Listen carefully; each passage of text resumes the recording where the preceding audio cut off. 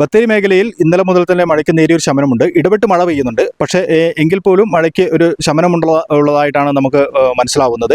ഇപ്പോൾ ഞാൻ നിൽക്കുന്നത് സുൽത്താൻ ബത്തേരി നഗരസഭയിലെ പഴുപ്പത്തൂർ മേഖലയിലെ നരസിപ്പുഴയുടെ ഒരു കൈവഴിയിലാണ്. ഈ തോടുകളിലെല്ലാം തന്നെ വെള്ളം കുറവുണ്ട്. നീരൊഴുക്കുണ്ടെങ്കിൽ പോലും വളരെ വെള്ളം ഉയർന്നിട്ടില്ല. ഈ നിൽക്കുന്നത് മണൽവയൽ ഒരു ഉന്നതിയാണ്.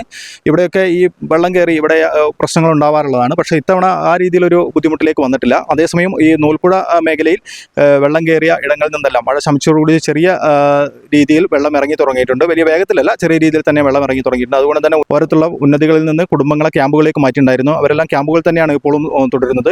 സുൽത്താൻ ബത്തേരി മേഖലയിൽ 8 ക്യാമ്പുകളാണ് ഉള്ളത്. നിലവിൽ ഏറ്റവും പുതിയ ക്യാമ്പ് പുൽപ്പള്ളിയിൽ ചേകാടിയിലാണ്, GLP സ്കൂളിലാണ് ക്യാമ്പുകൾ ഉള്ളത്. 8 കുടുംബങ്ങളാണ് അവിടെ മാറ്റി താമസിപ്പിച്ചിരിക്കുന്നത്.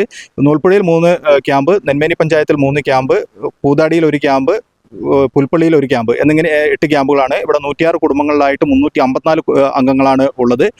നിലവിൽ ഇന്നലെ മുതൽ തന്നെ ബത്തേരി മേഖലയിൽ മഴ ചെറിയൊരു ശമനമുണ്ട്.